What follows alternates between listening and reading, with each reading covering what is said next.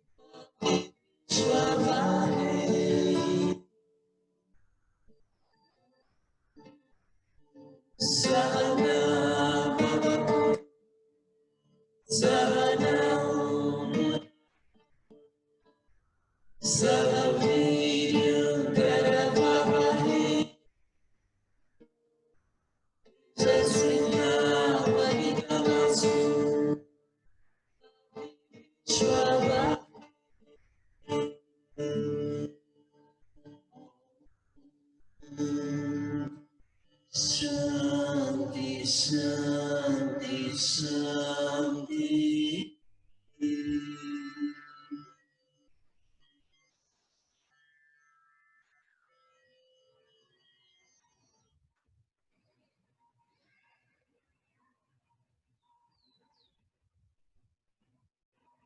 Thank you so much, friends. Amy and Lee, you're in charge. Thank you. Thank you so much. Good morning, good afternoon, good evening to everyone that has joined us today. It is so wonderful to see new friends and older friends that we've known for some time. And we just want to welcome you to this global community. And it's really just a wonderful thing. I remember a few years ago when we were together, just realizing how many people all over the earth are so passionate about yoga therapy. And I think sometimes we get into our little bubble and we don't, we're doing our daily tasks and getting things done. And we don't always realize how many other people are also pushing this forward and bringing it to the world over, hundreds of years, maybe even thousands of years. And then all of us together also continuing to keep that candle that has been lit and bringing it forward. So I'm just really happy to see all of you, and some of you have, wishing we were actually together in person as we were a few years ago when this all started in Japan. And I want to thank Danilo and Keishin and Maury and the whole team that has brought this to us. I know it's not easy to put something like this on and bring so many people from all over the world. And, really, we're just so appreciative that you're willing to do this. I know Vyasa is going to speak when it's his turn, but Vyasa, would you also like to welcome our friends since you and I are co-hosting this together? Yes. So greetings to all of you all from Sri Lanka, and thank you, Emmy, and also to all the wonderful geniuses in the field of yoga. And it is the effort which was initiated by Keshin Kimura from Japan was such a thing which was so wonderful, which was unique, and which was connecting. And he has been looking into so many minute aspects with Mori. And then we also can remember Madoka also at that time was there. And also, I think we also need to give a nice appreciation to Danilo, a very good friend, for all these wonderful things. So with those words, welcome you all from Sri Lanka too, and over to you.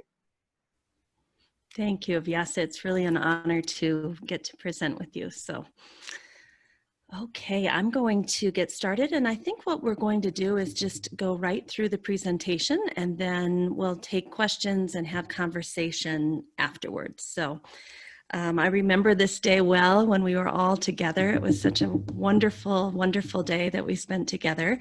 I'm sure many of you remember too. And this was when we signed the Sunday proclamation saying that we were all in this together and ready to work together. For some of you who don't know who I am, my name is Dr. Amy Wheeler. I'm past president of the International Association of Yoga Therapists and a professor of kinesiology for 24 years at California State University, specializing in yoga. So when I thought about this talk, I thought about what is happening, at least in the Western world, and I think Vyasa is going to help us understand what's going on in Asia a little bit. But here in the West, we have a terrible COVID outbreak. We have fires burning up our country. We have people that are really upset with one another, very divisive. We have lots of race and racism discussions happening. We have all of our schools are either closed or functioning in a very different way. And we have this message of cultural appropriation of yoga all flaring up at one time. So this slide is just to say that I think we're in a time of purification where we're really, having to look at ourselves closely.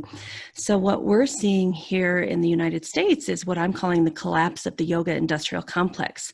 And while there's many people that are personally being devastated by that because they depended on big corporations for their, all of their living expenses, on the other hand, it is giving us a new opportunity to look at how we want to bring yoga and yoga therapy to the world. So we're seeing many, many yoga studios close, including big yoga studios that have chains all over the United States, like Yoga Works and Kindness. And just personally, I know at least 30 of my friends that their yoga studios have now closed due to COVID, which is, as I said, personally devastating. Now, the Japanese Keishin Kimura and Mori have done a beautiful little study for us to kind of help us see what's happening in Japan and how that corresponds to what's happening globally. So what they found when they did this study, and there was 315 people that answered, that the students in Japan, they are very interested in yoga. They want yoga. And this is interesting because, basically everyone's stuck in their home. So what a perfect thing to do when you're at home. So you can see a 53% increase, but they actually saw a decline in the number of students that were actually doing yoga. And so that was a little different than the rest of the world. In the rest of the world, what we saw is that the number of students had increased to, 68% of people are saying, yes, we want more yoga, we're doing it. And 92% of US yoga teachers and yoga therapists actually were successful in getting online. Whereas I think in Japan, maybe that wasn't the case, that not so many people had jumped online to teach yoga and yoga therapy yet. So I just found that really interesting that here in the United States and in, a lot of the global countries, they were able to make that transition to online quite quickly, and maybe Japan is still in process, and not knowing if the Japanese people will actually want to learn yoga online. That's a whole nother question, and it may depend on how long COVID stays around. So as I was saying, with all of the yoga studios in the US closing, and you know, there's so many yoga teachers that are really worried about their safety, their security, their well-being. That was how they paid their mortgages, how they paid for food, transportation. And I think there's a lot of insecurity in the yoga world right now, especially for those people who didn't have a second job or a second career or a spouse that maybe helps support the family. And a lot of the teachers that I'm talking to are really, really having a hard time paying their bills. They're wondering why our government isn't taking better care of them. Many of the yoga teachers are independent contractors. So when it comes to getting some kind of financial support from the government, they are actually not included because they aren't employees. So this has been pretty devastating to a lot of yoga teachers. And we're really starting to see who's probably going to stay being a yoga teacher and a yoga therapist, and who's going to decide to move on and do a different career. It feels like there's a big cleansing happening in our community. And I don't even think it has to do with who's a great yoga teacher and who's not. I don't think that's the differentiating line. I think it has to do with who has the financial stability underneath them to make it through this difficult time. And even though we have some fantastic yoga teachers that have been doing it 20, 30 years, they may not have had that nest egg to help them through this difficult time. So that's been very, very hard to watch, and wonder how we can help them. So what I'd like to say is that we have to adapt, whether we want to or not, whether we prefer in person, whether we think something is missing in this online schools that we're bringing to fruition. It doesn't matter, because we can't do that. We cannot at this time do that. And at least in the United States, what they're telling us is that even if we got a perfect vaccine by November 2020, that could not be produced, distributed, and vaccinated a major portion of the United States. The earliest that could happen would be November 2021. And as we know, we're probably not going to have a fantastic vaccine by November 2020. That's not going to happen. So, and then will everyone take it? So I think what we need to do is accept that for the next possibly 18 months, the situation is that yoga will be online. And so I made this little infographic here to show that 2.5% of people are what we call innovators, 13.5 are what we call early adopters, and then there's that 15 to 18% kind of tipping point, and then people really start to jump on the bandwagon with early majority, late majority, and then what we call the laggards, the people who are still saying, no, I don't want to do it. So I think we in the US are over this tipping point. I think we're past that. As you know, I said earlier, a large portion of people have decided to go online or decided to quit teaching yoga and yoga therapy.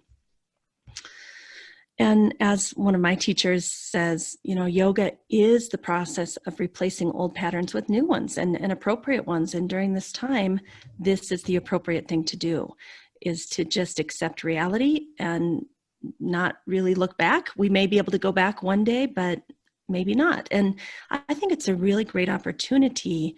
We have a second chance to get it right, because personally, I was very unhappy with what had happened in the United States, at least with the yoga industrial complex. I felt yoga had kind of lost its soul, and we had pulled ourselves up from the roots, the Indian roots that needed to ground us and support us and keep us in alignment. And I feel like now we have a second chance to create something new, something better. In addition, I just wanted to point out some of the highlights, some of the beautiful things that have happened because of COVID. And Danilo just gave us a wonderful report yesterday that in 2019, the Brazilian Yoga Therapy Conference had 380 people in person, but going online, they were able to increase that to about 1,400 people, and they were able to reduce the price to about $25 US, so people could participate. So to me, that's a wonderful thing. And I don't know how the numbers are going to work out in the end, but my guess is for Danilo that more people got to participate because it was priced lower, but maybe they still made a nice amount of money so they didn't go into debt. And I think that's fantastic. That's bringing yoga all over the world. And I hope that the International Association of Yoga Therapists, in their October 19th to 20th symposium on yoga research, they have gone virtual too, online, and I'm really hoping we see the same thing, that instead of people trying to trek out to the backcountry of New York, where it's very difficult to get to, and maybe we had 100 people, I'm hoping we can see 500 people, 1,000 people that have access to this amazing yoga research and can spread yoga even further because of that. So there are positives. We have the Global Yoga Therapy Day, was a great success this year, put on by Anne-Marie Johnson and Lee Blaschke and Gina and Gabrielle and the whole team. And they had over 2,200 people participate in this Global Yoga Therapy Day on August 14th. So that's kind of exciting. Another thing that I feel is so fantastic is I personally, and many people, are getting to study with world-class teachers. This morning, I will have, tomorrow morning, I'll have my Samkhya Karika class that I'm taking with one of my favorite teachers from the Krishnamacharya Yoga Mandiram. And this evening, I'll have my Ashtanga Hridayam course with a wonderful teacher that, so I think it's pretty amazing. Those things would not have been offered online had we not had COVID. So I'm trying to point out some of the positives too. Other things that I'm seeing developing are online certifications. So we're starting to see 200-hour, 300-hour, 500-hour online certifications. And again, a lot of times, you might say, well, that's not going to be a real yoga training. And there may be some important parts that are kind of a little bit missing. But on the same hand, most of these are lower priced, which means more people can get to them. And also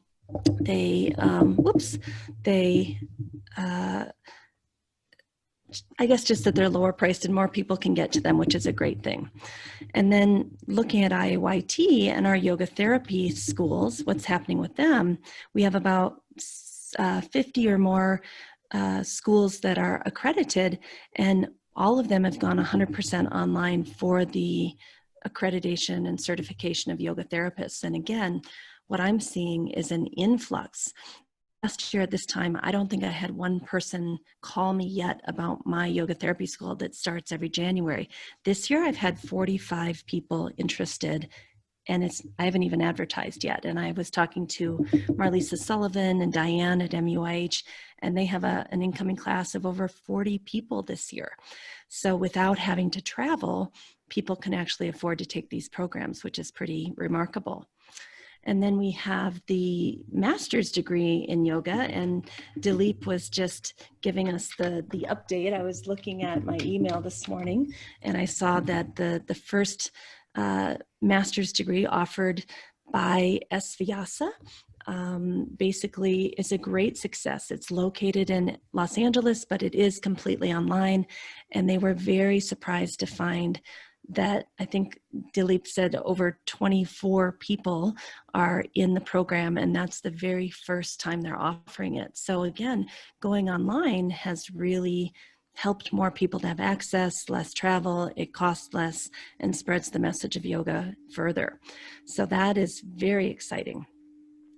And as I was saying, I think this is an opportunity for us to come back to the roots of yoga and really start to teach yoga, both in yoga therapy and yoga, in a more holistic way, meaning we can really look at the different layers of the human system, the physical, the breath, mental, personality, emotions.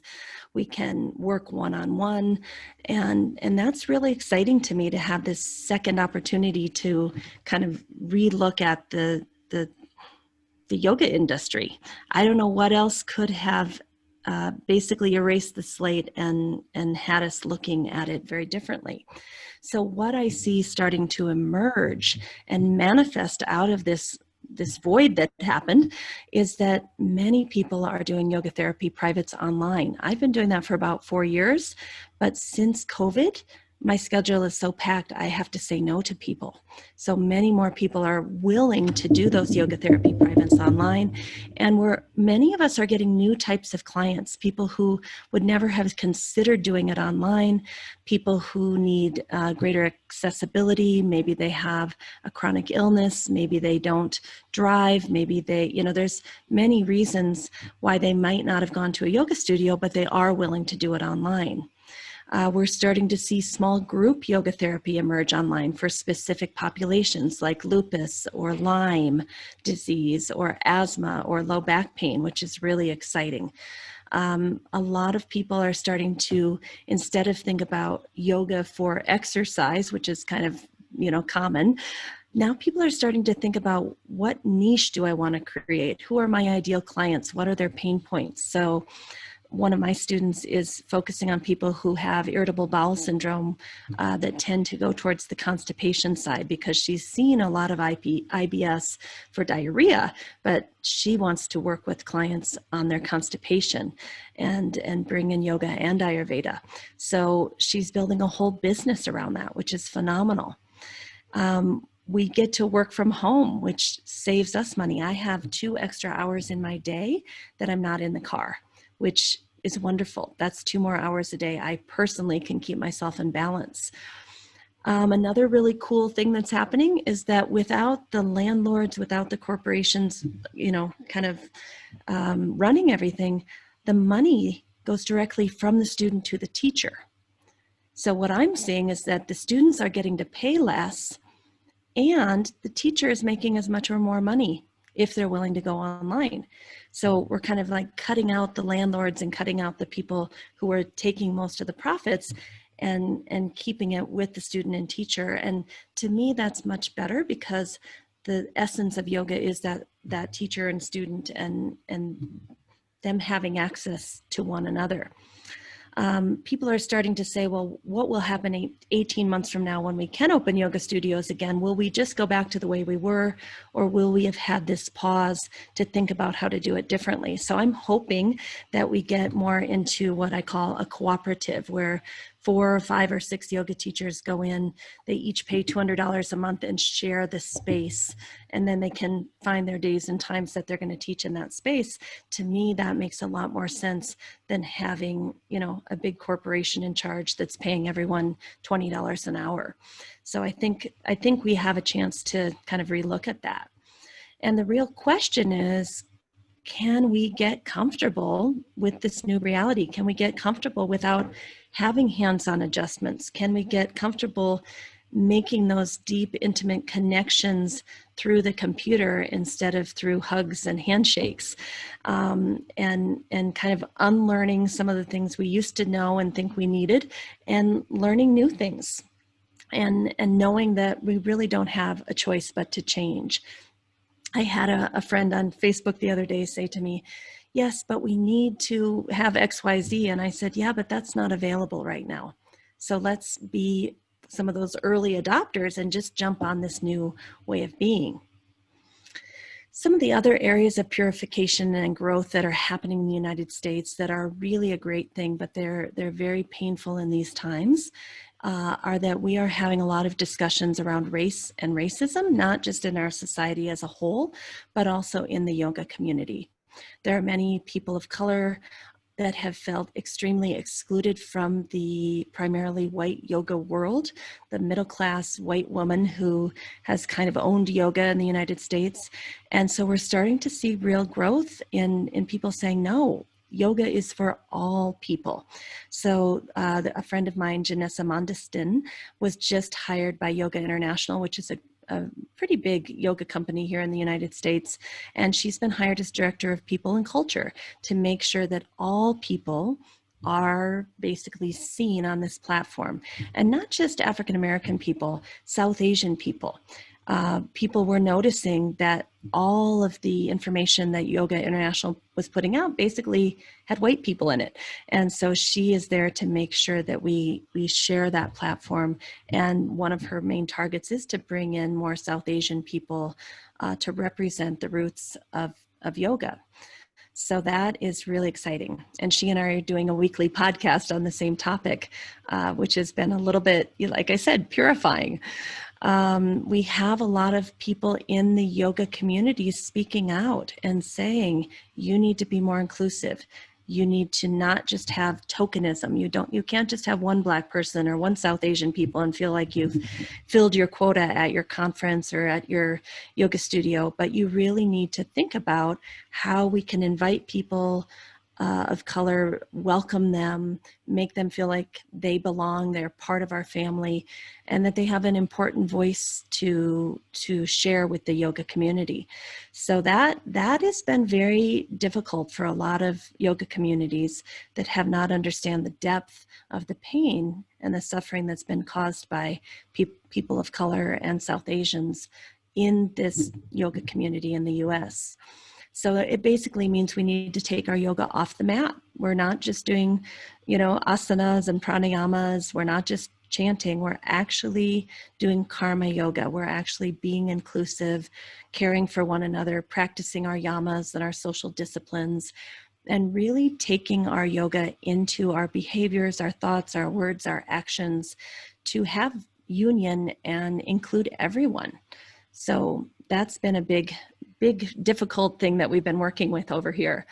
And then another thing that's really a beautiful change that's happening is people are speaking out about cultural appropriation and what we can do about it. And I'm seeing many, many kind of younger South Asian women who are leading this fight in the United States. And they're doing podcasts and they're doing all sorts of interviews and articles, basically saying, look, we know it's complicated. We know yoga is for everyone. And Westerners have done not a very good job in including South Asians who grew up with this. And I think the real pain point is that these, especially young women that are bringing this to the surface for us to see, are saying, we were excluded and made fun of and bullied our whole lives for being Indian in the United States. And now you've flipped it and you're taking our culture and making money off it. And it doesn't seem fair. And we don't want to be excluded. So there's podcasts, called White Women Killed Yoga, which it's serious. We have to think about how can we preserve these teachings and include more Indian voices in this conversation and still feel great about teaching yoga. There's no reason white people can't teach yoga. Yoga is for everyone. And we have to, not take the flower off of its roots. We really need to be sure that we're staying with the ancient texts, that we're understanding the words that we're saying, that we're understanding the chants that we're learning, and that we respect Indians and basically make them a big part of our community and invite them to teach, right? It's not okay to only have, a certain kind of person on your staff. So that's been a big change. There's a lot of talk about that. So what all of this means, whether it's COVID or, BIPOC people or cultural appropriation, we have some healing to do. And while some people would just like to meditate peacefully, and that's a great idea too, we also have to heal as a total yoga and yoga therapy community, which means we have to unpack our trauma around it. We have to have difficult conversations. We have to take radical responsibility for our actions and try to do better. We have to do self-care because this is a very stressful time. So I think healing and coming together is where we want to put our focus, not fighting and being divisive and telling each other what you or I may have done wrong in the past. Now in 2020, we are aware of what has happened, and it's our responsibility to come together and welcome each other and love one another and try to have these conversations and do better for the future. So as Gandhi says, ahimsa, nonviolence is our highest duty. even if we can't practice it fully, we must try to continue to understand it in its spirit and refrain as far as possible, as humanly possible, from violence. And that includes thoughts, actual speech, actions. It's on all layers of our human system and how we treat one another, which is very, very difficult. We have to really be mindful and track what's going on in our own minds and our own speech in order to keep that santosha, that contentment, the maitri, karuna, mudito, upeksha from the Yoga Sutras, being friendly and compassionate and discerning, all of those things. And then I kind of want to just go a little bit into how is it that yoga and yoga therapy can be useful during this COVID-19 pandemic? And the 4 ways that I see, and I'm sure there's many more and we can have discussions about this, but the first one would be helping people with their mental health. People are under so much stress. They're under so much anxiety, even depression, and then improving the functioning of the respiratory system, boosting our immune systems and making sure that we're strong enough to fight off this virus. And then a big part of what the problems they're having with after they've gotten COVID and in the months of recovery has to do with inflammation all over the body. And I think we have a lot of tools and technologies that we can use for that. So I'm just going to quickly go through, what I think we can do in these areas. We can basically work with what Yoga Sutra Chapter 4 talks about, decreasing our fear, abhinivesha, that fear center of the brain is the amygdala. And there's been tons of research to show we can actually soothe or comfort or decrease the activation of the amygdala through yoga. We can also decrease our stress hormones and chemicals. If we stay under chronic levels of stress for a long term, cortisol becomes a neurotoxin, meaning there's too much in the system for long periods of time, and then that starts to give us memory impairment, decreased activity in the prefrontal cortex. We don't think as clearly, we don't make sound decisions. Also, high cortisol can impact the midbrain, the limbic system, the ability to process our emotions, and it depletes things like GABA, which is a calming, soothing hormone in our body, neurotransmitter, and it can deplete dopamine, that feel-good neurotransmitter, and serotonin, also a feel-good neurotransmitter. So having high levels of stress really is a big deal. Some of the research is starting to show that chanting can have a significant impact on our parasympathetic nervous system activation. It can increase the nasal nitric oxide, which is a good thing. We like that. It can increase our vagus nerve activation, which is awesome. That's going to put us in parasympathetic response. Again, chanting can increase the prefrontal cortex activation for better decision making, more clarity or viveka, decrease the fear in the amygdala, and increase the dopamine, as we said before. So that's just with chanting Om. Imagine what the whole toolbox of yoga can bring us.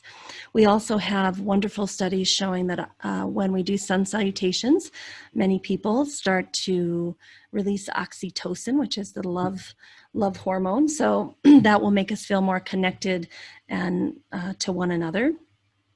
We know that through many studies, asana, pranayama, and meditation increase levels of serotonin, which again is one of those feel-good neurotransmitters that help us, have salutogenesis and eudaimonia, a sense of coherence in our lives that we can handle what's coming up for, whatever we have going on.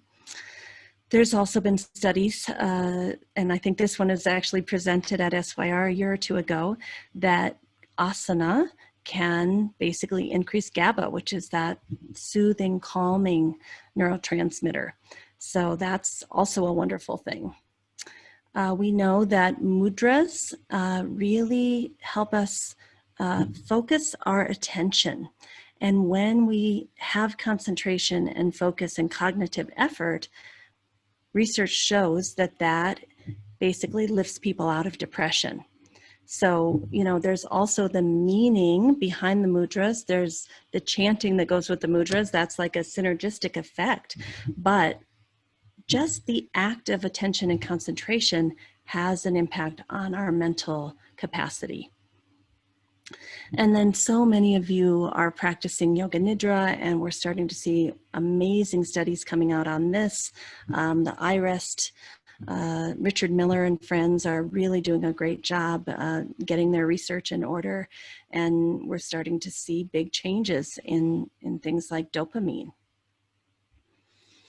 When we look at the, the breathing and the respiratory, what we're really starting to see, and this is happening in hospitals all over the United States, is what we call awake proning, where we have people lie on their stomach when they have COVID and try to breathe into the back body. And what we know is that the lungs, when they really fill up fully, about 80% of that is happening back. So many times we think about the lungs filling up in the upper part of the chest, and that's really not the case. If we really truly take a deep breath and get the whole back of the lungs to fill up in the back body, that's really the key. So I think this is probably an ancient yoga technique that a lot of healthcare workers are using, and we can use with our clients too, to kind of break up some of that scar tissue that's happening in the lungs and around the body. And then regarding the immune system, we have to get the Vyana Vayu, the flow of the lymph. We can do that through walking, through cardiovascular exercise, through weightlifting, but also obviously through all sorts of different yoga poses, especially inversions, sun salutations, things that basically pump the lymph all through the system. And, we all know the dietary things we need to do to keep the immune system strong. Maybe even getting in saunas and heating up. I saw Dilip in a sauna the other day. I have a sauna. So really working to keep the immune system strong through our yoga practices is important. And then last but not least, reducing inflammation. There's so much research out there showing how yoga tools and technologies can reduce inflammation, from Shitali, pranayama, to getting us into our vagus nerve, and the parasympathetic nervous system also reduces inflammation. And even things like practicing our yamas and niyamas, being in a sense of dharma, can help reduce inflammation, and feeling like we have purpose and meaning in our life can reduce inflammation. So there's so many different ways to do that. So I'm about to pass the mic over to my friend Vyasa, so he can tell you a little bit more about what's going on in Asia, and maybe we can come back to these questions when we have our discussion during this period. Some of the things I'm interested in talking about are, what are the trends happening for yoga therapists and their clients in other countries? I've told you what's happening in the United States. I'd also like to know, what are the common problems that we as yoga therapists are facing, and are there things that we can do to help one another thrive? But also acknowledging that there's differences between the countries. And I think we saw that somewhat at the WHO meeting last year, that not everybody wants to agree on the exact same curriculum for the world. And while some may have found that meeting very disappointing and wondered why we couldn't all come together, maybe we could also look at it that through our diversity, we're actually stronger. And Mother Nature shows us that. She shows us that you want diversity to keep the strength of the species. And I'm going to argue that maybe having diversity amongst ourselves in relation to what we think yoga therapy should be, instead of a disappointment, maybe we could look at that as, wow, we'll have such a diverse community that we will be strong according to the laws of Mother Nature. So those are some of the things that maybe we can come back to after we hear Vyasa give his presentation.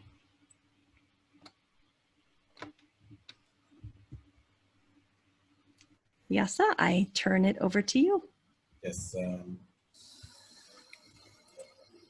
Thank you very much, Ami. You have covered the management of yoga basically on a very international perspective. And Yes, just to introduce myself, yes, sir. no. After your introduction, I have one or two questions, so please go ahead. Yeah. So basically, just to introduce myself, my name is Vyasa Kalyanasundaram. I'm coming from Sri Lanka. And one of the uniqueness of the country is basically in Sri Lanka, we were able to manage these COVID in a very systematic manner. We only had totally about 3,234 people got infected, and around 2,996 people have been cured. And at the moment, as per today, we have around 226 patients being treated well.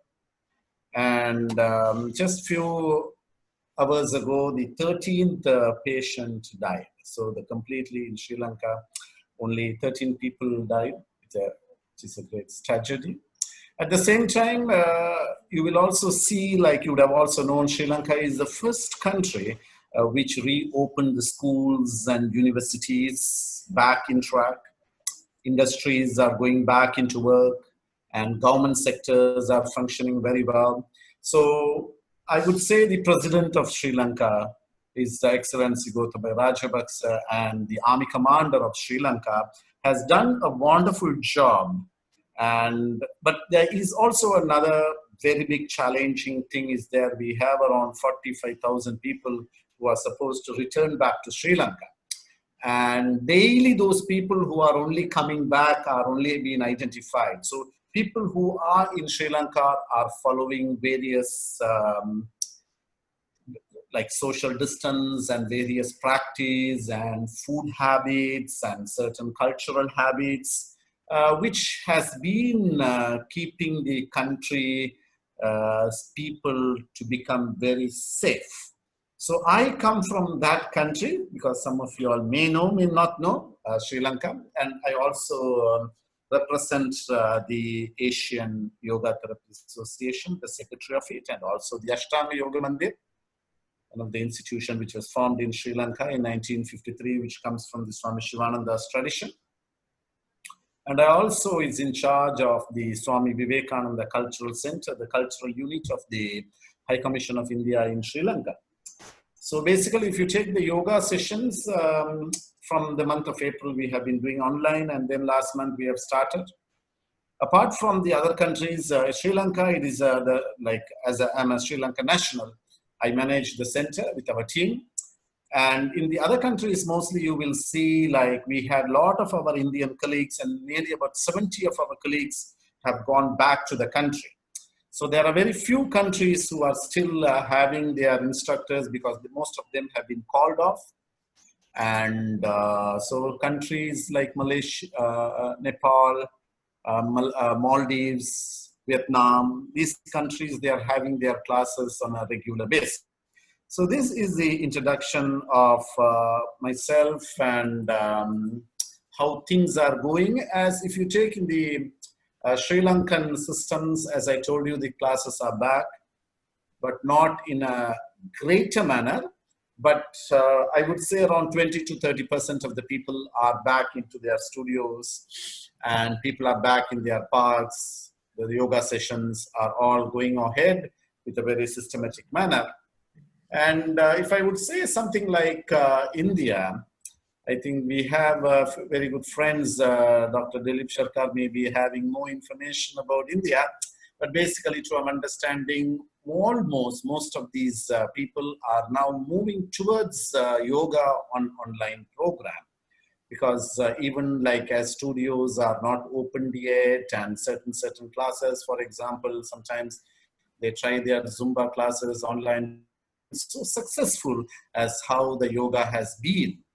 And various yoga courses has been also functioning, as Zami also was explaining. I think I was just following it up with the SVSI University. They had their recently YIC, the yoga instructors course.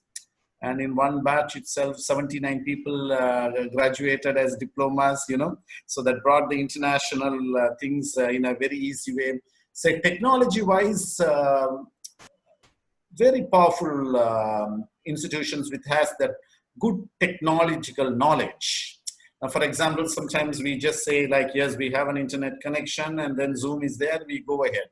But there are also some other institutions which have a very good technical expertise, and especially like countries like China, India, they are using the complete technical aspects, and there also have been some incidences where technically people have been trained. I would say recently Ashtanga Yoga Mandir with the Association of the Swami Vivekananda Cultural Center, they organized an online yoga championship, and last time also that competition was held, and last time about 450 people were there. And this year we were able to see there was about more than 750 people. And so what was the effort is, you would have seen that most of the instructors of the Ashtanga Yoga Mandir took an effort in also teaching those instructors out of villages, completely away, not from the cities. How to even, they did not even know, but there was something existence called Zoom, and then there's something which you can connect. And that training also was given to them, and how the lights and everything. And it was a very successful entity. And then we also were able to identify that they were able to continue the classes. Because in Sri Lanka, in India, like in certain areas, this is an issue. Because in Western countries, you will see this online culture has started a couple of years back. But here it was not so in that grade except the universities. But now I would say that online culture has started back, and there are a certain amount of people who are following it. But basically, like here you have, like in certain countries, you have that to have a direct link with the teacher. So they always prefer to wait till everything ceases out. And if you come into the yoga instructors course, things are pretty much happening in Sri Lanka. And in India also, there are certain centers which are functioning very well. And mostly I would like to say that lots of intense sadhana has been now taking place, especially in Sri Lanka, if you would say the Ashtanga Yoga Mandir, and there are a few associate organizations of Ashtanga Yoga Mandir where they have been going into the intensified practice of sadhanas, meditation, chanting, and writing of mantras, reading of scriptures, going into the deep study of scriptures. These sort of entities have now developed to one. Because generally what happens is, as most of you know, when it came into the yoga, always it is the asana was dominating more. But now the things have changed for people to have an understanding. Because they want to have an understanding between myself and me.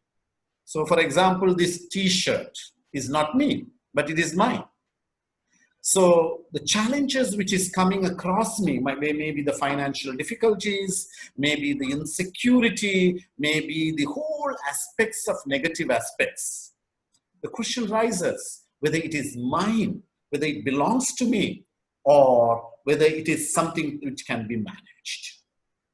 And for that, people are going into the deep studies of yoga. To our experience, where does it stand in this COVID entities is, as most of you know, that this COVID-19 infection generally begins when the virus enters the body through the ACE2 receptors in the nose. So basically you will see in India and also in Nepal and also in Sri Lanka, we have one small culture practice, which what they do is they take the lime, like how we do the jalanete. What they do is they take the lime and they just put a drop early in the morning. So that, and then when they go out for any purposes, it is an understanding. I would say no scientific research has been done, but it has been there from the earlier in the Siddha and in the Ayurveda culture, when doctors, especially Siddha doctors, and nurses and all these assistants, when there are very big epidemic conditions takes place, how do they protect? So the scriptures, there is one beautiful scripture which most of you may be aware of called Tirumandram, Tirumandram. Tirumoolar was the counterpart of Patanjali, who wrote the 3,000 verses and which he has combined the complete knowledge on yoga. astrology, astrophysics, asanas, pranayama, and all the aspects, all ever, whatever you want to name, is all that in the one textbooks, where he also explains deeply about these specific techniques. So Yes, basically sir. what happened, Yes, sir. yes. So please ask everybody from different kind of the countries. Please ask what the condition under the lockdown the coronaviruses. Yeah, Korea. I'll finish it in 3 minutes, and then from there we can go ahead. Okay. Okay. So how the things are being taken care on that basis. So the knowledge of going deeper into the studies. But there are one of the most important things which I would like to just mention before the closure is that, as all of you know, that as Dr. also was mentioning, there are 2-3 things which is there. So even sometimes, you know, even before a person has fever or cough, there are certain neurological symptoms which can affect an individual. So they have always said, like, you know, Shanti Asana based practices helps tremendously. So you will see there are certain Shanti Asanas which helps in the hospitals. They have been practicing before and after when it comes out. So once they have come out of the hospital, there are certain Shanti Asana because they don't go immediately into the heavy breathing. For example, Advasana, Jastikashana, Uparishta Konasana, and Matsya Kridasana, Stitilasana. Like these, there are about 15 Shanti Asanas which is now being practiced popularly for the betterment of the people. At the same time, you also know there are various conditions which needs to look into the dementia patients. So basically, if you take in Britain, there is a lot of number of people who have got affected dementia patients, like around 25% of the COVID-related patients in England and Wales have died. In Scotland, it's about 31%, 19% in Italy. So there are various things which needs to be done. One is by immunity strengthening. Each country has different methodologies. For example, in India, Sri Lanka, Nepal, Malaysia, what generally do is they take regular neem. Number 2, they take this Indian gooseberry, soak it in the honey, add a little bit of pepper, and take it in the morning. So when you do for 2 to 3 weeks on a continuous basis, your body immunity increases, you have the intervention of the different practices, and from that practice, you can see a different changes. So we all follow from each of the traditions, then we prescribe the different amount. But the food immunity, the food boosting is important, the physical boosting is important, and also the mind immunity is also mind strengthening of the having the greatest confidence about you can win. We can pass over this situation in a collective way. And that is one of the aim of this consortium, which Kimura and also the others have all come together, that when we come together, we become stronger and stronger. With those words, thank you very much to all of you all for the patience hearing. And once again, thank you very much, Mr. Kimura, for organizing these things. And also to Danilo, thank you very much from Sri Lanka. Vanakkam, Ayubowan, and Namaste. So Vyasa, please ask all the people what done under the lockdown of their society, yoga therapy activities under such the circumstances. Please ask. Yeah, I think Danilo, you will be more familiar. So you can just, I think you may have to on the mic. So I think you can ask the question so that you can select the people and then go ahead, please. Is it okay? I don't know if I should select the people to make the question, and According to the order. and actually, you and Amy are the coordinators and of the session. Okay.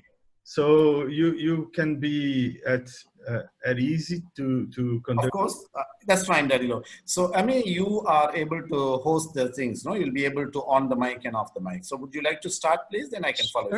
Sure. Yeah. So, I think to learn from Vyasa, when you say the Shanti Asanas, I think people would be fascinated for you to put in the type chat what are the main ones that you have been using, so that the rest of us can learn from that. And then I think people should just raise their hand. Does everyone know how to raise their hand if they have something that they'd like to say that is helping with Corona in their country? Yes, Keishin.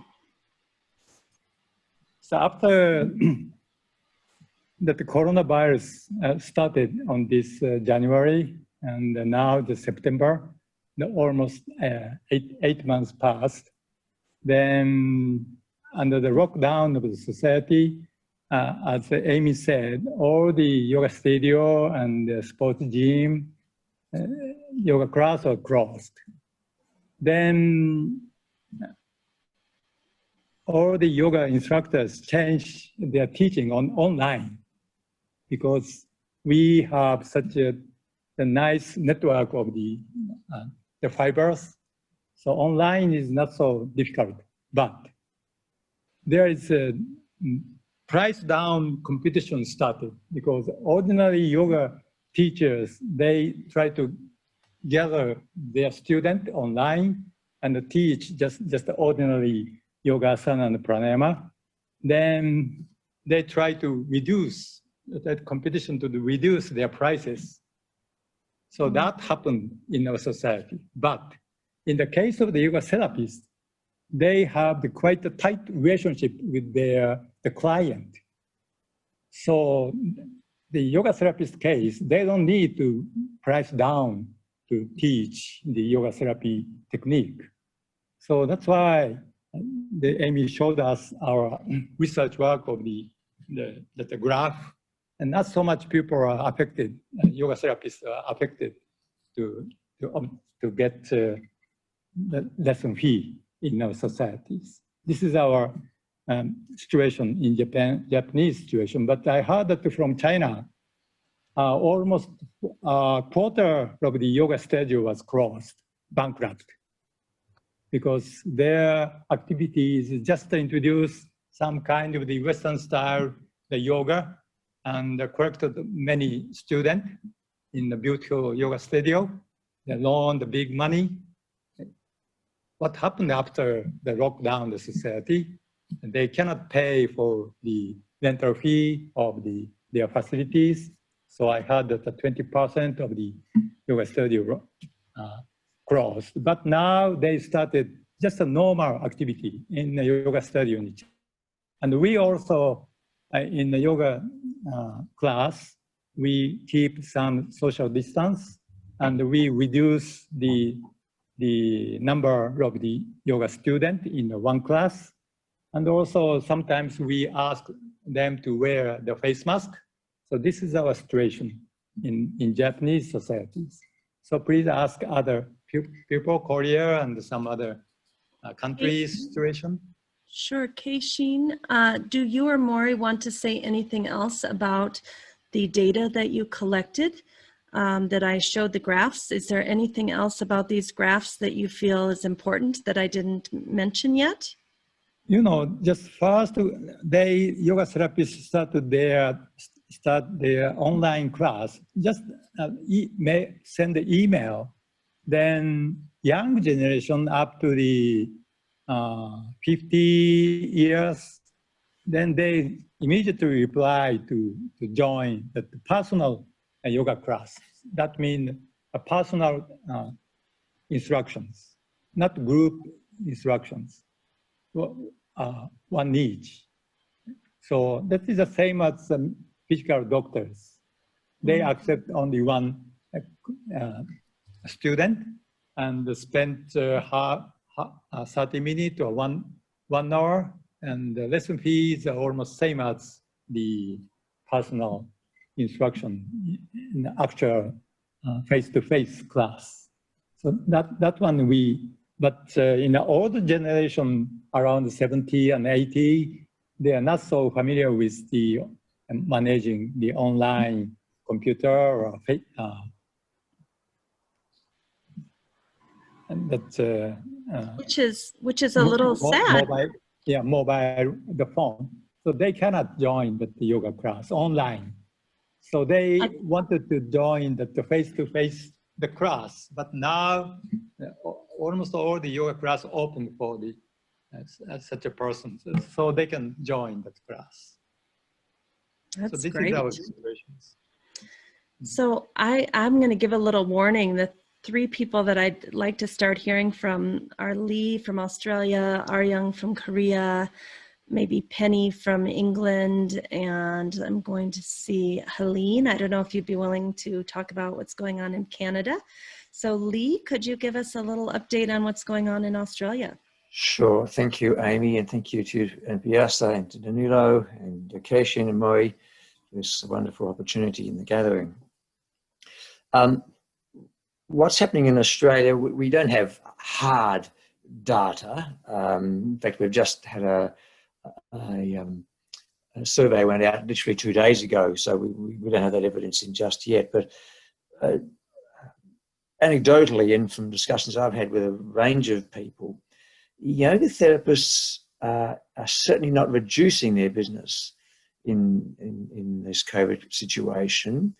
In fact, in some respects, there's a greater access because people come online, and some of you are aware that Australia is a large country. We have 26 million people in a country the same area as sub-Canadian USA. What I mean by that is all the 48 states apart from Hawaii and Alaska. So we're very spread out, and so this gives an opportunity for people to come and have yoga therapy sessions online where they might have been a little bit underserved previously in terms of availability in the area.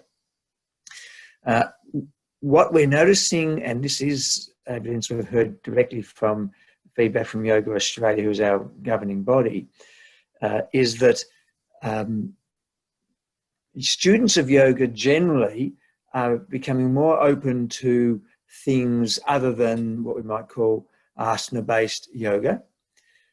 So that there's a lot more interest in the philosophies, in the subtleties. Certainly yoga teachers themselves are embracing online studies, as you've highlighted, Amy, and even to the extent of having online retreats. And I've run one recently, and Sangha. People are hungry for Sangha. People are coming together. So, for example, last Thursday just gone, Yoga Australia had a forum for its members. There was 140 people came together on a Zoom for the teachers, just to come together and support each other. Someone had a meditation, some discussions, etc.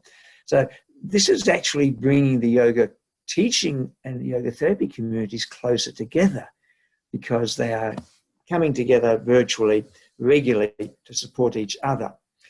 In terms of whether we believe that the close down of yoga studios at the moment, and remembering that in Australia, we've basically got two situations. We've got one state, Victoria, which is the second most populous state, is severely restricted at the moment because we've had lots of outbreaks. It's coming good now.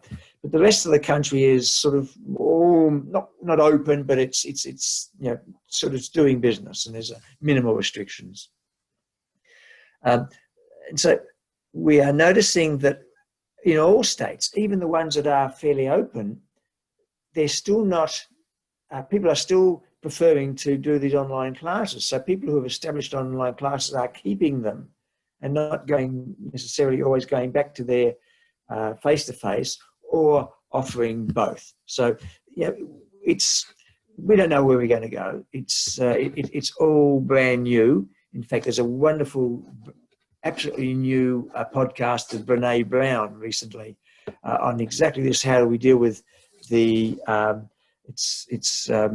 She talks about dealing with the anxieties of our time, and it's she uses an acronym, FFTs, and I won't translate it at the moment. That's something that you could research yourself. But there's a Brene Brown anxiety FFT clip available for podcast. It's very good. So that's, I think, the summary. In a way, we're similar to the United States, and I'm feeling very positive about this. And I think there will be a scaling back of some of the studios, but we don't have as many of these big behemoth studios, that happen in the United States, but the smaller ones, they'll open and when they're ready, and their overheads aren't so large. But I think the online is here to stay, and particularly with yoga therapy and with the studying of yoga. A lot of courses, including online, and that will stay that way. I'm fairly certain of that. And at some stage down the track, Anne-Marie might be able to add to something there because she's connected with a lot of people through her online presence. So thank you. Thank you for that wonderful review. Okay, so then I'd like to go to Aryang from South Korea. Aryang, are you ready to jump in here? Thank you. How are you? Nice to I see want you. to introduce small rules changed in Korea. I taught class at the welfare center, that is the supporting center of the caretakers. It is supported financially by Seoul City. So first, the class was delayed from March to July. So at that time, the welfare's worker, she gave me some guidelines. This is teacher, this is teacher, and this is students. We cannot stand facing each other. Even even I keep the distance, I need to stay like diagonal. I cannot facing the people. So it was so fun. How can I show my yoga pose? So, but whenever I facing people, the kind of observer came to me. Please turn your body diagonal. And there in the center there was some small bricks and the yoga ball. We cannot touch other person's possessions. Each person should keep their own things. So like that, very small things, small rules made. It was, but at first time I felt I was locked. So, and that Aryang, was, were you wearing masks? Were both people wearing yes, masks? Okay. yes, mask. And oh, here I have many equipment. I am wearing mask, so I couldn't, it is not easy to breathe and making sound loudly. So I bought this thing. So this, I spend money, my money for this. So Wow. wearing mask and using the mic. So I don't need to raise my voice up. So it was very efficient. And another thing is, I think we are a kind of first generation of online teaching under the COVID pandemic. So, but as Kimura Sensei said, my yoga, the clients of yoga therapy they needs special yoga programs. So my members, they also didn't. They wanted to teach, have yoga class from me. So, but they are elderly people. So I first I am teaching how to handle, how to access SNS for like a Zoom program. So first, yeah, yes. So I showed this. Oh, look at this! Touch here, like that. I am introduced how to use Zoom or the Facebook, the video talks. So and then, but the centers, the welfare center directors, they really appreciate my efforts. So they made the decision, we will have a regular class, and they said we will pay for you. So we think we are a first generation, and but another problem is the yoga class, even yoga teaching course price is going down. So my friend in LA, she said she paid $3,000 US dollars for yoga teachers training course in February this year, but now other persons open yoga teachers course at $500 and $400, and they don't have chances to practice their own what they learned. So that is also a problem. So we need to create new jobs, as Amy said on Facebook Live. I'm listening to you. Okay. But it's true, you know, when we reduce the price so much, on some level we get more people to spread yoga to, but we want to make sure we maintain the quality of the teachings and not just have a 200-hour asana. We need to have you know, as Keishin is going to show us later in the week, how to do proper assessments and pranayama and meditation and texts and chanting. So we have a lot of, it's a big learning curve for us, I think, our young. So I would now love to go to Penny and then Helene, and then we're going to have Danilo from Brazil. And now we just got Cecilia offering to give a report from China. So Helene, or I'm sorry, Penny, are you ready to share? I am, yes. I'm assuming everybody can hear me. Hi, everybody. It's lovely to see those I can on by face-to-face, as much face-to-face as we can get most of the time at the moment. Yeah, so here we have been working online since we went into lockdown towards the end of March. We moved the course I'm teaching on, yoga therapy course, online for the months of, well, up till September actually, mostly because of some of the students come from other parts of Europe, so they couldn't travel very easily without being quarantined for 14 days. And also a lot of them did not want to travel, even within the UK, by trains and things like that. And some of them live in the north of England, and most of the face-to-face is going to be in Scotland. No, it's not. It's going to be in London, not Scotland. So, you know, it's been okay. I think we've done. I feel we've done a good job of transmitting the information via video and Zoom. The practical side of it, it's showing where they've missed information. So we're looking to getting them, but probably not able to get face-to-face till the new year, and we'll have to see where we are in terms of COVID spread and government guidelines by that stage. Some of the teachers are going back into halls and places like that to teach face-to-face. I started my classes again last week with limited numbers, of course, which means you get limited income, but maintaining one Zoom class online. As previously mentioned, the people who find it hardest to work with the Zoom are the older group, and where I had about 25 in 2 classes for yoga for healthy aging, I ended up with about 5 or 6 in my Zoom class all through lockdown. But now I've gone back to a hall, and they're really keen.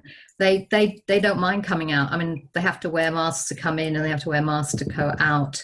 But they can sit on their chairs because they're socially distanced without their mask, and we're not doing any chanting out loud. Humming Brahmari is one of the things we can do, I feel is safe to do, but it's all those other things and the sanitizing and all that jazz.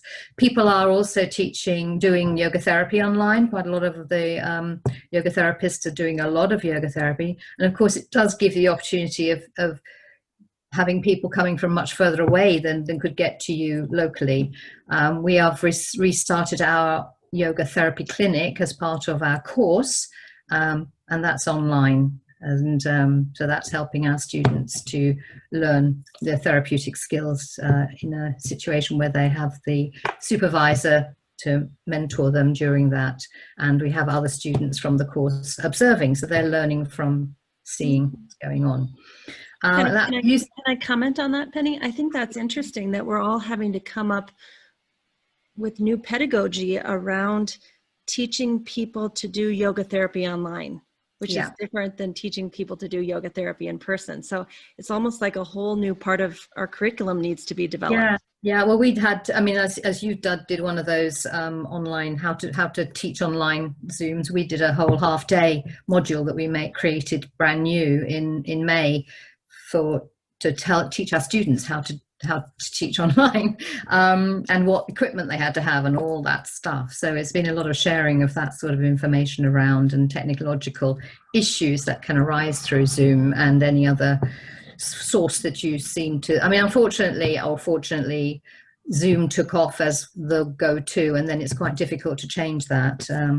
I don't know if it's the best source, but because everybody's familiar with it, it means it's become the source for teaching online, and people know how it works, both students and teachers. There may be a better format out there, so if anybody does have a better format, but I think it's one of those things, it's a bit like VHS and Betamax, you know, the one that gets used the most becomes the go-to place to do it. So even though on our online platform we can use video and all that, some of the things that you could do on Zoom you couldn't do on there, and it just became easier to put it all onto Zoom, which is a bit of a shame in one way, because there are other aspects of that which are quite useful when you're teaching. So it's all, yes, a learning curve. I mean, my learning curve has been exponential over the last 9 months, and it's great for your neuroplasticity. Absolutely. Frustrating, as I'm sure everybody who's been in the situation that we are in, lockdown for a long time. I mean, from my perspective, I didn't stop. I was probably busier than usual, but a lot of people say, oh, it's been fantastic. You know, I've been able to do all my yoga nidra, all my relaxing and all this. I'm thinking, yeah, great if you're not actually working at the same time. I mean, yes, I'm still doing my practice, but it's not to the same degree as some of them have been able to do, which is lovely. I think ongoing, we're looking at making our course from 2021 as about just under 50% will be online. And because the things that have worked online, we can keep online. And that means that there's less travel, less cost to the students, but we want a lot more face-to-face, because that's, we feel, is integral to making really good yoga therapists, in our view. Thank you so much, Penny.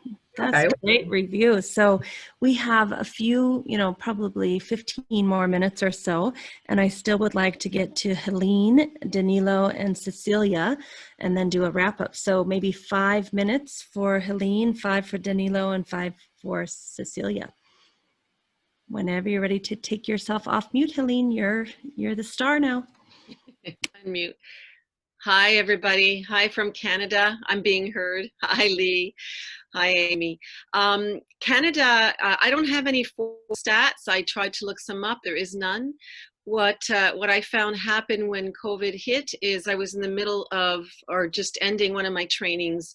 And so we finished it online, and I've been continuing. I have a 200, a 300, and the yoga therapy continuing. I'm in the process of accreditation, but I moved everything online. What I found happened a lot in Canada is because of the nature of our weather, people took their classes outside, and that became a safe venue during the summer. Now it's September, it's cooling off, and the government allowed studios to open about a month ago. What I hear out there is that there's very few people going in, maybe 20% of the people. I had a studio. I did not renew my lease. I chose to let it go. It was actually a blessing in a way, because owning a studio is a big expense. But I am starting a new training. I find actually I've had a lot less people. So my teachers and I created a Zoom cocoon is what I called it. So we moved the studio online. I decided to not see it as being closed, but as transformation, which is why I thought of the Zoom cocoon. I also called it a savasana. We're kind of just doing corpse pose, but we're still doing our yoga. And eventually we'll reopen in new space somehow. So the government has a lot of rules set in with the being open. There's not a lot allowed any hot yoga. We have to wear masks, but we can do once you're doing the practice, you can actually take off your mask during the practice because it's the coming in and going out. Bathrooms are only for emergencies. Change rooms and showers are closed. Everything has to be sterilized, especially doorknobs and handles that are being touched. And there's no mat rentals or shared props. And we have to space the mats 6 feet apart. Even outside, people had put markers for people to be 6 feet outside. So people are going back. I think people are eager to go back, but what I'm feeling without the statistics, what I've heard is that there's just fewer people, which I find very sad. Where I had maybe 100 people come through my studio doors every week, there's, maybe 20 on the Zoom cocoon.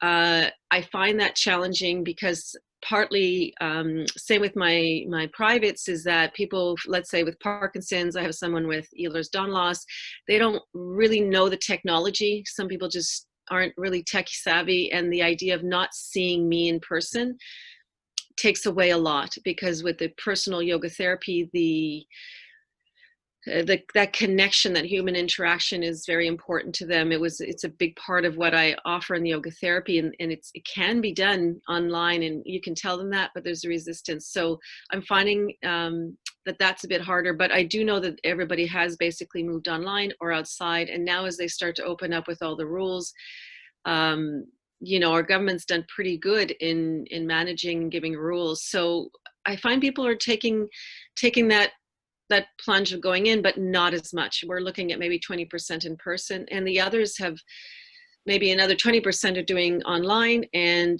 what I have found is that for my training, shorter hours instead of a full weekend. We've been doing 3-4 hours and that's it. And every week as opposed to once a month. That shorter hour period is so that we don't get overwhelmed with the Zoom. I have now 2 trainings that will be in person in a space that we can stay distance, and they're smaller. I chose not to actually take my prices down. I chose not to. I found that a challenging thing to see. At first, everybody was doing free. I did it too. I just chose for now not to do that, thinking that we might finish the training in person, and I just feel the education is still there. So I'm not sure that's a smart thing, as I listen to everybody, but I also think I want to keep that integrity of what we're offering, and that's a big discussion there. And I have my Misty conference, for those who don't know, Montreal International Symposium on Yoga Therapy, that usually happens every second year in March, which was going to happen next in 2021, which I am now over the summer thought I will be doing that online this coming year, just to be safe, because I'd be in the middle of receiving registrations now. And maybe just use that online, and that I would definitely reduce, thanks Lee. I would definitely reduce the cost, and I still want to keep what Misty is about, that personal exchange. So I'm mulling over in my head how to really make it personal, and I might call on some people who've been there, Lee and Amy and Matthew, I see you there too, and Michael, to have more of a discussion than presentation. So I want to keep the warmth of Misty somehow, and so Helene, can I ask, because I want to go to the next person, but could you put any links to the Misty Canadian Yoga Therapy Conference? Because I think some people might want to join you next year. Thank you so much, and I will. And anyone else who has yoga therapy, not just yoga, but yoga therapy conference links, I think we'd all like to see that. So I'm going to move to Danilo. Thank you so much, Helene. That was wonderful summary. Danilo, are you ready to report for Brazil and maybe South America? Yes. I just let me. Okay. Should I pinpoint my video, or? I did it for you already. You're the star now. Oh, thank you. Okay. So here in Brazil, different from many of the countries that we've heard, our government hasn't taken good measurements in containment in containing the pandemic. And actually, it's been a problem. The government has been one of the biggest problems. And our president has taken some measures, like saying that it was just a small flu, and going out on the street and hugging people and taking kids on hugs and everything. So people with not so much of instruction actually believed him. And I think that was one of the major points that did the situation here get worsened a lot. And but now many people are respecting rules of contention and social isolation. And actually, it's increased a lot. This isolation, social isolation has, as you said, Amy, has brought some issues on psychological problems. The depression has increased a lot. I myself have gained weight because of not moving so much. And that is a health problem that has to be taken care of. And now people are starting to face the necessity of getting acquainted to it and to change their lives in a healthier way, even though it is different than the healthier way of before. So people are, for God's sake, using much more masks than before, and going to the street in a not so close pattern, but being distant and doing their walks and doing their exercise. Then they come home and do all the hygiene procedures necessary. And in terms of yoga and yoga therapy, as has happened in many countries, things have in the beginning moved entirely to online classes, which was followed by only a few in the beginning, and now a huge amount, as you said, Amy, also. And one interesting stuff that we noticed is the huge increase in live classes, free live classes, on Instagram, on Facebook, on YouTube. And that, instead of being something that would not bring profit for the teachers who would spread their knowledge for free, brought a huge amount of followers and students and or clients. So I have friends, and Marcos Aquino is here from Brazil. He is one of the major yoga teachers in the northeastern area of Brazil, and he's a really, really competent physical therapist too. And he has been one of the initiators or starters of the Zoom classes, as much as Professor Marcos Rojo. And we have now classes which get almost filled, Zoom classes with 70, 80, 85, 90 people. And we can take care of them because of the pedagogic adjustment and the pedagogy of teaching without having to demonstrate. You have to improve the way that you conduct your students to the asanas, to the pranayam, to the bandhas, to the mudras, which is a big challenge for most of the people who are not used to doing that, because they practice along with the student. And it takes their attention towards themselves and not towards the students. I have never done that. I always taught my classes looking at the student, walking around the classes. So with Zoom or any other kind of tool like that, we have a benefit of, if you find somebody that's not doing what you said, you can pinpoint their video, you can have a really nice close-up to the image. And I think this is one of the benefits. And also you have the benefit of not having to pay a landlord or a rental fee or anything else, and you can spread your word and your teaching to many students. It also happens with therapy. I've myself done some yoga therapy sessions online through Zoom, and it is interesting, although both classes and sessions of therapy have their backwash in social distancing, but that's what we have for now. We have to adjust. Yeah, and courses also. Courses are now entirely online, but from October, our course, our yoga therapy course, and our yoga course is becoming like probably 50% each, presential and online, respecting the distancing. And people will have the opportunity to choose. If you want to go to the studio or to the university and have the class, presential class, you can go, but it will also be transmitted through Zoom. You can have it on your house.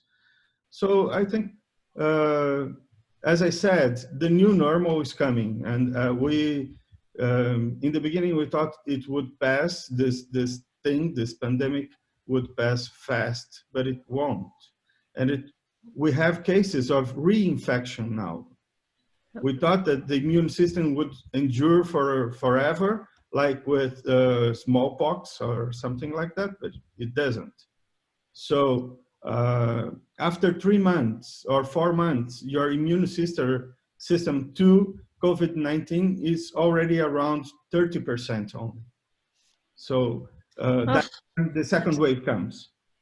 Sorry, Amy. Sorry. Exactly. No, I think it's wonderful to point that out, because that just goes to show that this is probably the new normal. We're not going to go back to how it was. That's it. At one time. So thank you so much, Danilo.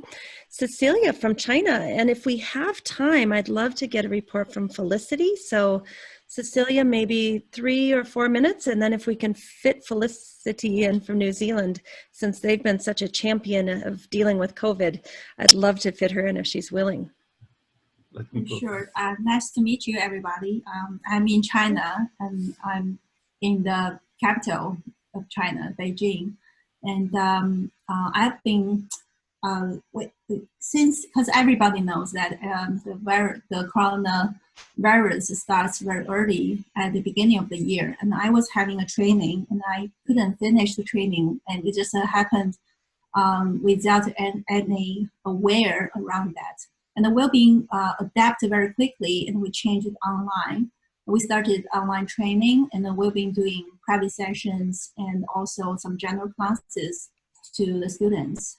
And what I observe is that most people, they quite enjoy staying online, because first, during the pandemic situation and in the hospital, the people like doctors or the patients, they were practicing yoga. So it's kind of promoting how yoga can be therapeutic and can help you to improve your immune system. So people start to more focusing on how the health can be improved by the practicing of yoga.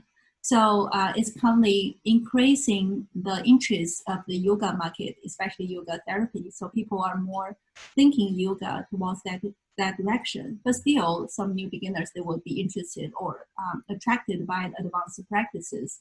Now, China is more likely going back to normal cities. We can travel between cities if you can get the we call the green code. So it means that you're healthy, you haven't been to the pandemic, or you don't have the risk of carrying the virus. And we can, when we enter school or hospital, you need to set, you need to have one space between each other. You can't sit closely to each other, but it's not so strict as before. If you just sit closely next to each other, no one is coming to tell you off or anything like that. We still check the temperature when you get to the studio. And it's just like, what do you call it? It's like just to go as a process, not really checking carefully. And as long as you are not very high temperature. And in some of the studios, they have limit numbers, but most are open as normal. But what I also observed that most people, they would like to stay online because they are eager to get more information, how to support themselves. And when they are practicing at home, they have a very safe environment, which they are more familiar and they are more comfortable with. And they can just enjoy the practice. They don't have to travel to a studio and chase the time in case they're late for the class. And also, because we've been doing trainings, so most are yoga teachers, and they would like to learn quickly and online to get the information, and so that they can do their private session. We have more students come to us because I think there are more requirements for private sessions, and more people are now coming into the health or fitness area. They're more concerned about their health. And I want to share the positivity of doing online. What I feel is that because I've been doing private sessions online and I've been doing workshops and some teaching, I noticed that people start to take responsibilities for themselves. Because we're online, we can't really touch them in person, or we can't really adjust them, but they have to be really aware and to really focus on their body, all the sensations they're having at the moment. So they become more, it's also require the teachers to encourage students to continue, but if they can overcome the difficulty at the beginning, they will take responsibilities and they will become more into the practice, and they will learn more from the practice of themselves. So I think that's very positive. So make the process become more educational and for a practitioner to grow from this situation. And I'm also doing some private sessions to persons, especially for beginners. The beginners still require to have the sessions in person, but I would generally wear my mask in case they care about that. But most of them, they just, it's okay for them. We'll be moving online, and I agree with what Penny said just now. Old people, it's a little bit difficult for old people to get online because the screen is not big enough, and they can't. It's more two-dimension, and they can't really see clearly, and it becomes a little bit difficult for old generations. And we've been thinking of creating session or program for old people so that they can join the class as well. Maybe just a half offline and half online, that kind of work. Thank you, Celia. Thank you. I think that was a wonderful summary, and it's so awesome to see how it's different in different parts of the world. Oh, thank you so much. Thank you. Thank you. If we could just fit 2 or 3 minutes in for Felicity from New Zealand, that would be wonderful, and then we will wrap it up within 5 minutes. Thanks, Amy, and thank you everybody for listening. So New Zealand is one of the countries, as you know, that is being run by a woman, and her mantra is kindness. So that's what we try for. I'm not so sure that there's a lot of sense of hope, but I've noticed that what New Zealanders are trying to look for is a way to figure out why this country has got this opportunity and what that means in terms of accountability. So there is fatigue around lockdown. It's, as you all describe, it's difficult to understand the difference between physical distancing and social isolation and how that plays out in relation to touch and communication in those critical ways. We always, some of us think we're very like the sheep in New Zealand, so we're quite good at compliance. In terms of practice modes, I've set up, and other people have as well, Yoga Nidra and also an anatomy and physiology course for yoga teachers, and they've been really well received. They've got good numbers of participants. And I think what I'm working on in both of those courses is the therapeutic act of reassurance through learning a topic that has use for the future. I'm also learning, as with others, not to depend on the rhetoric and not to repeat the rhetoric in my yoga sessions. So I tend to, I don't know if avoid's the right word, but I veer away from discussing the pandemic or COVID-19 during yoga sessions. And I've noticed that others do that as well. I guess the last little bit is just noticing also, same as others, how teachers respond to the idea of physical distancing, less pay, increased administration, and the learning new forms of communication. So we're making our way, just as you all are. Thanks, Amy. That's all I had to say. Thank you so much, Felicity. It's just so lovely to have all of you sharing your perspective and seeing our similarities and our differences, and what we can learn from one another. So if anyone would like to put their email address in the chat to share with the others in case someone wants to contact you and ask you questions. There's so many more people that we could have had talk, but if anyone would like to share contact information, feel free to put that in the chat and people will be able to get in touch with you. Not just the people who spoke, but anyone. Maybe even put what country you're from. And I was wondering if Vyasa, we just have 2 or 3 minutes left. Vyasa, would you like to either provide a summary or do a chant or something to close our session today? Yes, I think we will. So thank you very much for all of you for coming forward and taking part in this global consortium on yoga therapy. And would also like to thank Amy Wheeler and Mr. Kimura, Mr. De Niro, Mr. Mori, and all the eminent yoga personalities from the different parts of the world where we have gathered here today, who had understood some of the perspective, sharing, exchange experiences. As yoga is an experimental and it's an experiential entity, we are facing that in the yoga administrative methods also. So thank you very much for all those. I think we would have had a very cross sections of all the people who have joined us for this today's session. And Amy, you can do the closing sessions if you want to say a few words, and then we'll go ahead with the Shanti Mantra. I think I've spoken enough for today. Right. I think you should chant and let Yes. us finish. Yes, we'll do the 3 times of Shanti Mantra. Take the deep breath. Slowly make yourself comfortable. Keep your eyes closed if you're comfortable. Ensure your environment makes you to do the chanting. If not, you can just observe. Just give your blessings to all those who are here today. Spread your knowledge and spread your blessings to all of them. Spread your blessings to the organizers of the today's session.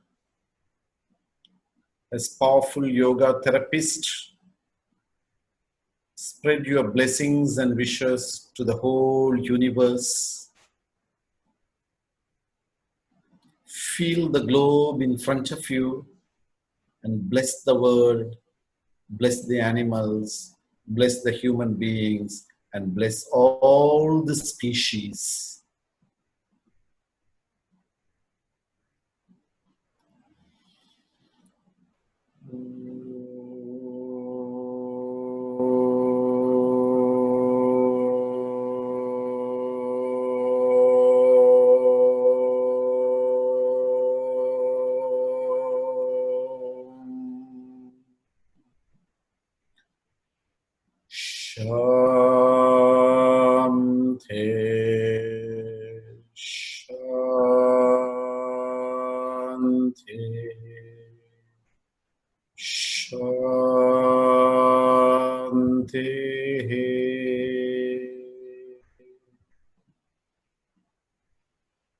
Thank you, and God bless you.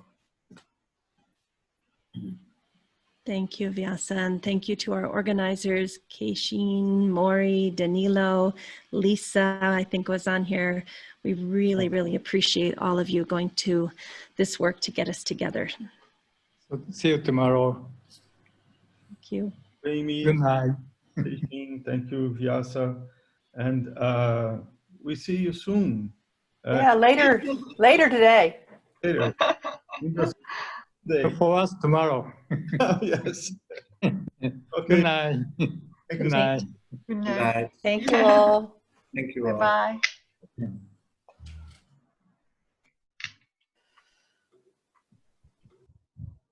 Danilo, is there any reason for us to stay on, or are we finished and ready to move on?